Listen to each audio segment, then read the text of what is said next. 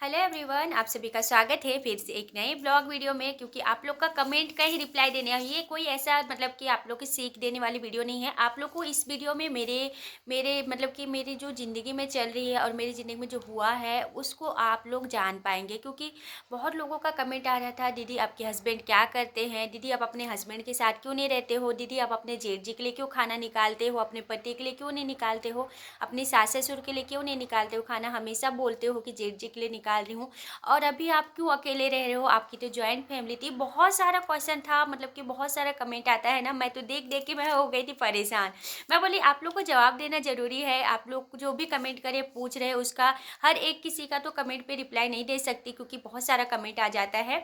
इसी वजह से मैं सोची ना एक वीडियो बना देती हूँ। क्योंकि आप लोग मतलब मेरे से जुड़े हैं, मतलब कि मेरा वीडियो देखते हैं, तो आप लोग को जानने की इच्छा होती होगी और मुझे बताना आप लोग को अच्छा लगता है। आप लोग पूछते हैं ना, तो बताना भी अच्छा लगता है। तो चलिए आज मैं बताती हूँ कि मैं अपने हस्बैंड के साथ क्यों नहीं रहती हूँ और हस्बैंड मेरे क्या करते हैं। ये चीज़ मैं पहले आप सबको क्लियर कर चुकी हूँ, लेकिन बहुत सारे लोग मेरे नए व्यूवर्स होंगे जो भी मुझे अभी अभी नया सब्सक्राइब किए होंगे, मेरे वीडियो देखते होंगे, उनको नहीं पता होगा ना। तो सबको मैं क्लियर कर देती हूँ कि मेरे हस्बैंड ना मतलब कि सीएफ में है। वो मतलब कि छत्तीसगढ़ में ही रहते हैं, छत्तीसगढ़ से बाहर नहीं जाते। इंडियन आर्मी तो नहीं है, लेकिन वो कमांडो ही कहलाते हैं। मतलब कि सीएफ मतलब कि बीएसएफ होते हैं ना, वैसे ही सीएफ और एक होता है। बहुत लोगों को पता होगा, बहुत बहुत लोगों को पता नहीं भी होगा।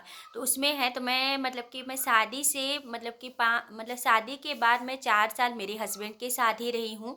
जहाँ वो रहते थे ना, रहते हैं, वहाँ ही रही हूँ। क्योंकि रेंट पे रहती थी। उसके बाद जब हम लोग ज़मीन वमीन ले लिए थे ना घर बनवाने के लिए, तो मैं आ गई थी यहाँ पे जहाँ अभी रहती हूँ। मतलब कि छत्तीसगढ़ में ही अभी हस्बैंड भी छत्तीसगढ़ में रहते हैं, मैं भी छत्तीसगढ़ में रहती हूँ, लेकिन वो दूसरे जगह में रहते हैं और मैं दूसरे जगह में रहती हूँ। तो आप सभी को क्लियर कर दूँ, हस्बैंड रहते हैं अभी छत्तीसगढ़ की राजधानी रायपुर में और मैं रहती हूँ छत्तीसगढ़ के सरगुजा ज़िले में। और मतलब कि हस्बैंड मतलब वहीं पे जॉब करते हैं, सीएम हाउस में ड्यूटी है उनका।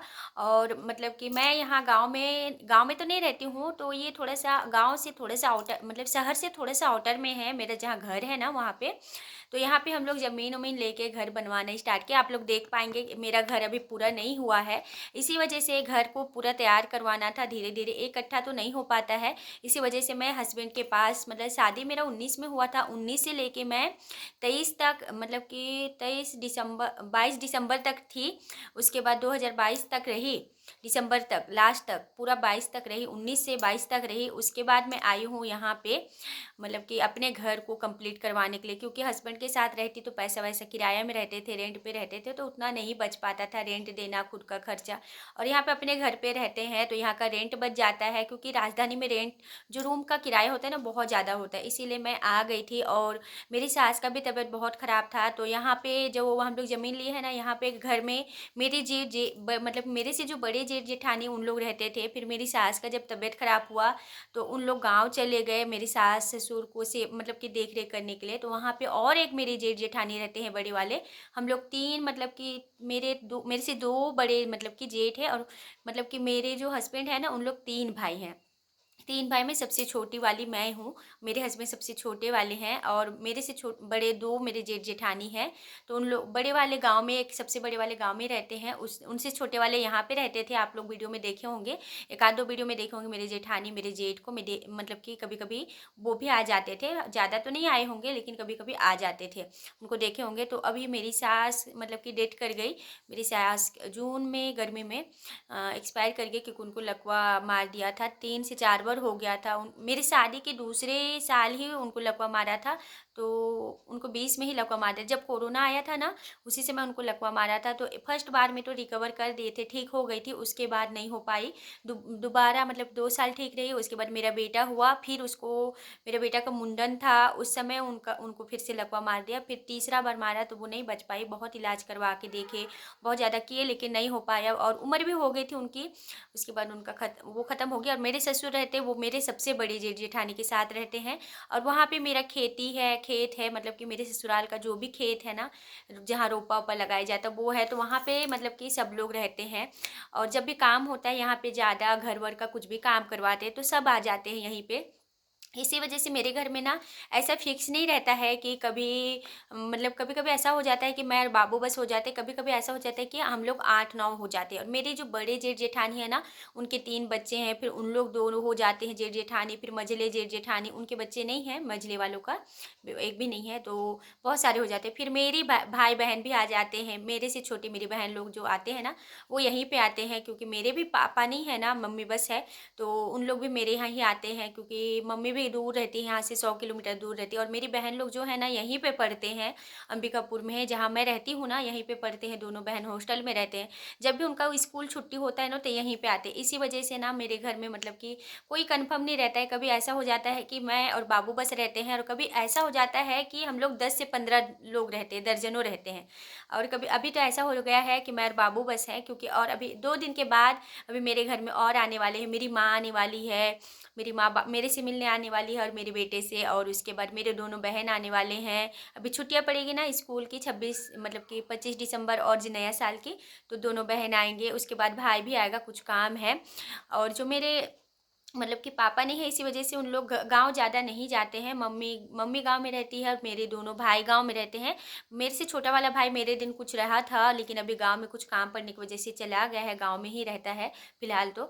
और इसीलिए ना हम लोग अकेले रहते हैं। और देखिए, आप लोग बहुत लोग पूछ रहे थे ना कि आप अपने मतलब कि सास ससुर के लिए खाना नहीं निकालते, तो मेरे ससुर यहाँ नहीं मतलब कि नहीं रहते हैं, गाँव में गाय बैल रहते हैं, तो उनको चराना वराना रहता है। उन्हीं उसी की वजह से उन लोग गाँव को अपने जहाँ मतलब अपना जो पैदाइशी पैदा जहाँ हुए रहते हैं ना, वो जगह को छोड़ के वो दूसरी जगह हम लोग लाना भी चाहते हैं ना, तो उन लोग नहीं आना चाहते, क्योंकि उनको ऐसी थोड़ी सी अपने घर को, अपनी ज़मीन को, अपने गाय बैल को छोड़ के आना अच्छा नहीं लगता है।